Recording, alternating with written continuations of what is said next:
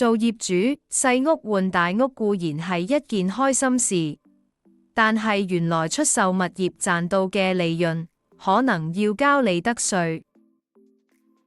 稅務條例第14條規定，任何人士喺香港經營行業，包括屬生意性質嘅所有投機活動及項目、專業或業務，從而獲得喺香港產生或得自香港嘅所有利潤，除咗由出售資本資產所得嘅利潤外，均須課繳利得稅。簡單嚟講，要唔要交利得稅，就睇稅局當唔當是次買賣是否構成生意性質嘅投機活動。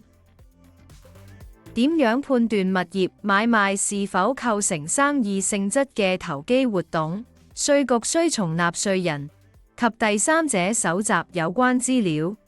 包括買賣物業嘅背景、動機、財務安排、運作情況、交易嘅頻率以及持有物業時間嘅長短等，根據有關事實判斷該項交易是否屬於生意性質嘅投機活動而須課稅。當中稅局會以持有物業嘅長短作其中一項準則，通常若物業持有一段時間，並曾以該單位作為居住、辦公室或放租用途，一般唔構成生意性質嘅投機活動，